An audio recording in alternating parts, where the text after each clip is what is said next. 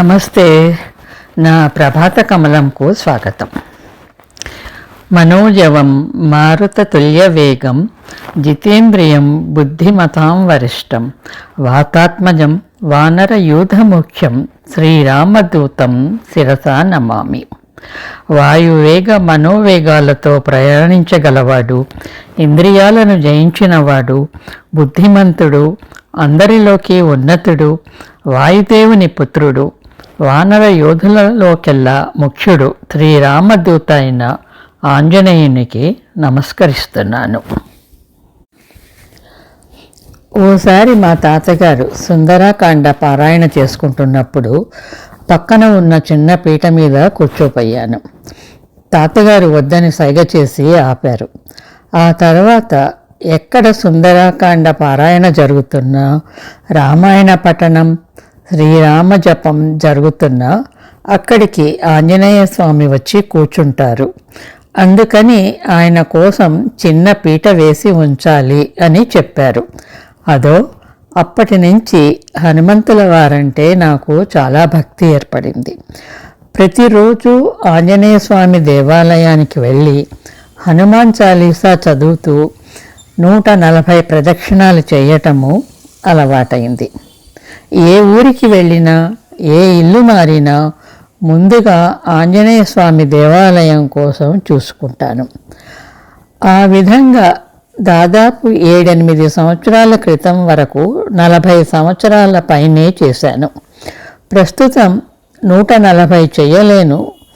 ఓపిక ఉన్నంత వరకు హనుమాన్ చాలీసా చదువుకుంటూ ప్రదక్షిణలు చేస్తాను. ఎన్నిసార్లు అన్నది లెక్క పెట్టను.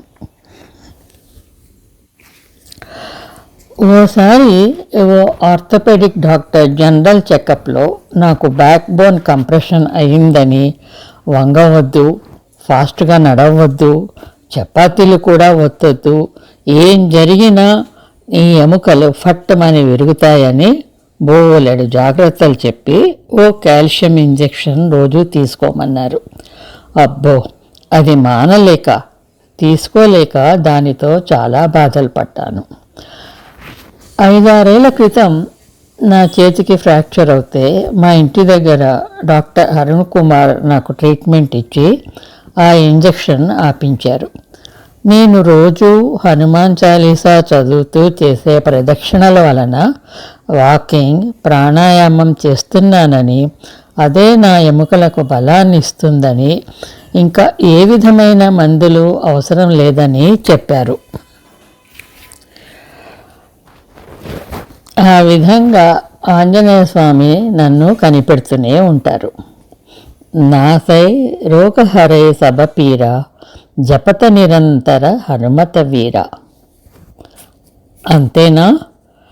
సబసుకలహై తుమ్హారీ శరణ తుమ రక్షక కహుకో డరణ అని ఎప్పుడూ అనుకుంటూ ఉంటాను. భక్తి శ్రద్ధలతో ఆంజనేయ స్వామి ఆరాధన అన్ని రకాల శుభాలను ఇస్తుంది, భయాలను పోగొడుతుంది. నాకు అందరి దేవుళ్ళ మీద భక్తి ఉంది. కాకపోతే ఆంజనేయ స్వామి మీద భయం, భక్తి కొంచెం ఎక్కువ. మీరు చూస్తున్న ఈ ఫోటోలు, వీడియోలు నేను రోజు వెళ్ళే మా ఇంటి దగ్గర యూసుఫ్ గూడలోని ఆంజనేయ స్వామి దేవాలయంవి. ఇక ఈరోజు శ్రీమతి డాక్టర్ వాణి బి వెల్దుర్తి గారు సుందరకాండ గురించి చెప్తున్నారు. విందాము రండి. వాణి గారికి, మిత్రులకు ధన్యవాదాలు. నమస్తే. మిత్రులందరికీ నమస్కారం, స్వాగతం. ఈనాటి అంశం సుందరకాండ. రచన స్వరం డాక్టర్ వాణి బి వెల్దుర్తి. రామదూత హనుమంత రావణ లంకలో సీతను వెతకగా బయలుదేరెను. భయము లేక మహేంద్ర పర్వతము మీద నుంచి ఆకాశ మార్గమున బడలికి తీరగా విశ్రమించునని సముద్రుడు పంపెను మైనాకుడిని. రామకార్యము పూర్తి కాక తాను ఆగనని ముందుకు సాగెను అంజనీసుతుడు ఆంజనేయుడు. శ్రీరామ రఘురామ జయ హో. బుద్ధి బలముతో సురస నోటిలో ప్రవేశించి బయటపడెను. సింహికను లంకిని సంహరించి లంకా నగరమున ప్రవేశించెను. సీత కోసమై అంగుళమంగుళమెతికెను. రాజసౌధములు, నిద్రిస్తున్న రమణులను, పుష్పక విమానము, అంతఃపురమును చూసెను. అక్కడ ఇక్కడ ఎక్కడెక్కడో వెతికెను. మండోదరిని చూసి సీతామాతని భ్రమించెను. సీత జాడ తెలియక ప్రాణత్యాగము చేయ తలచెను. ధైర్యము వీడక రామకార్యమును సాధించగా మళ్లీ ప్రయత్నించెను. అశోకవనమును చూసెను. క్షణమాలిస్యము చేయక సీతాన్వేషణలో నిమగ్నమయ్యెను. సింసుప వృక్షాన్ని ఎక్కి అన్ని దిక్కులా పరికించి చూసెను హనుమంతుడు సీతకై. రఘురామ జయహో. మాసిన చీరతో మనోధైర్యముతో శుష్కించిన దేహముతో ఉన్న స్త్రీని అంజనీసుతుడు చూసెను. వృషభూక పర్వతము మీద నుండి రావణుడు అపహరించుకుపోయిన ఇంటి ముఖారవిందము ఇదే అని గుర్తు తెచ్చుకొనెను. తాము రామునికి చూపిన సొమ్ములు బోలిన సొమ్ములు చెట్టు కొమ్మలకు వేలాడుతున్న దృశ్యము చూసెను పవనకుమారుడు. రఘురామ జయహో. కామాంధుడు రావణుడు ఉదయమునే విదేహీ పుత్రిక దగ్గరకు వచ్చి విసికించెను. తన వశమవ్వమని వేధించెను. పతివ్రతా శిరోమణి సీత రాముని దలచి లంకాధీశుడు గడ్డిపోచుతో సమానమని దానిని రావణుని ముందు వేసి ఆత్మస్థైర్యముతో సమాధానమిచ్చెను. రామచంద్రుని నన్ను విడదీయ నీతరమా? రాముని వేడి నన్ను ఆయనకు అర్పింపు వేగమే, లేని పక్షమున నీకు చావు నిశ్చయమే అని పలికెను. సీత మాటలను సహించలేక ఆమెను బెదిరించెను దశకంఠుడు దయలేక. నీకు ఇచ్చిన ఏడాది గడువులో 2 మాసములు మిగిలి ఉన్నవి. అంతలో నీవు లొంగకుంటే రాక్షస వనితలకు నిన్ను ఆహారముగా వేసుటే జరగనున్నది అంటూ రావణుడు వెడలెను తన అంతఃపురమునకు. జానకిరామ జయహో. రాక్షస స్త్రీల మధ్య సీత శోకించెను. రాముని దలిచి దుఃఖించెను. త్రిజట తన స్వప్న వృత్తాంతము రాక్షస వనితలకు చెప్పెను. రాముడు లంకకు వచ్చి సీతను ఉత్తర దిక్కుగా తీసుకుపోతాడనెను. సీతను బాధించవద్దని, ఆమె శరణు వేడమని వారికి చెప్పెను. శరణు వేడిన రాక్షసులకు సీత అభయమిచ్చెను. త్రిజట మాట విని రాక్షస వనితలు దూరముగా పోయెను. హనుమకు సీతతో సంభాషించే అవకాశము దొరికెను. దయాసాగర రామ జయహో. చెట్టు కొమ్మ మీద నుండి హనుమంతుడు సీతను గని పరిపరి విధముల పరికించెను. రాముని సీతేనా ఈమె అని రామచంద్రుని స్తుతించెను. రామచరితను వివరించెను. జానకి తనను రాముని దూతగా నమ్మునని. వానరుడు రావణుడి మాయ ఏమో అని సీత శంకించెను. సీత అనుమానము తీర్చగా జానకి రాముని గుణములను వర్ణించెను. రాముని ముద్రికగా ఉంగరమును అందించెను. హనుమ భక్తి మీరగా సీతామాతకు అతి వినయముగా. రఘురామ జయహో. రాముని క్షేమము తెలిపిన హనుమంతుడిని పరిపరి విధముల పొగిడెను. ముద్రిక చూసి రాముని చూసినంత మురిసెను. ఉంగరము హృదయముకు అద్దుకొనెను. రామలక్ష్మణుల కుశలమడిగెను. సీత రావణుడు పెట్టిన గడువు గురించి వాయునందనుడికి వివరించెను. వేగమే వచ్చి రాక్షస సంహారము చేసి తనను తోడ్కొని పొమ్మని రామునికి చెప్పమని చెప్పెను.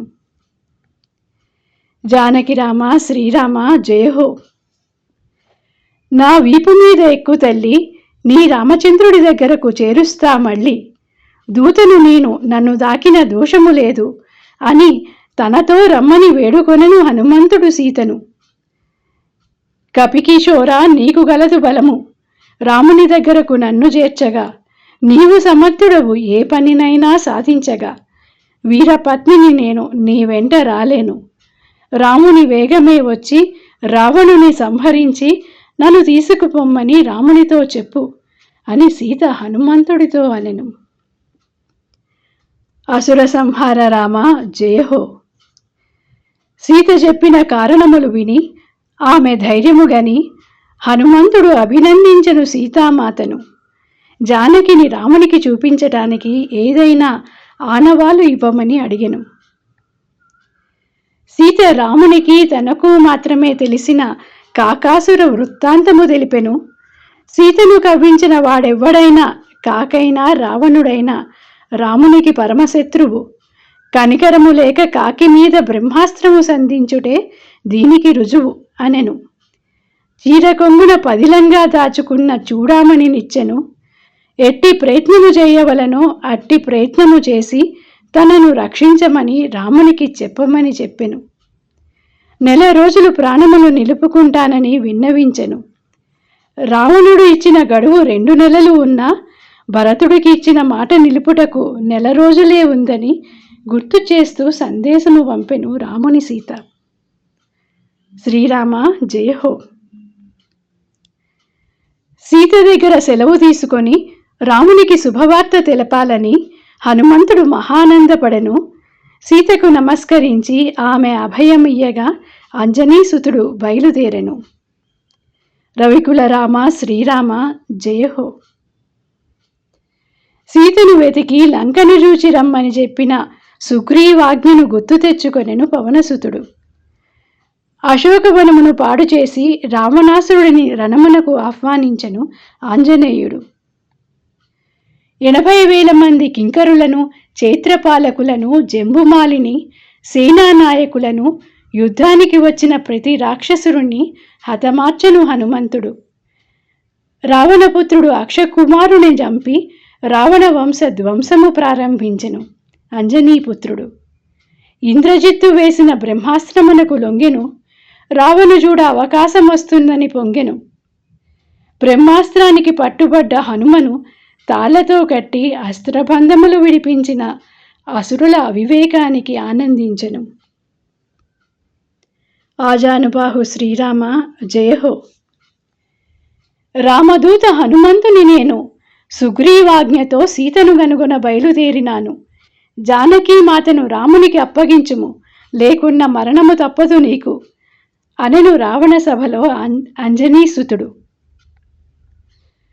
మండిపడ్డ రావణుడు హనుమను చంపమనెను. దూతను చంపుట న్యాయముగాదని విభీషణుడు నివారించెను. కోతికి ఇష్టమైన అవయవము తోకగాన దానికి నిప్పు పెట్టుటే వీడికి తగిన శిక్ష అని రావణుడు ఆదేశించెను.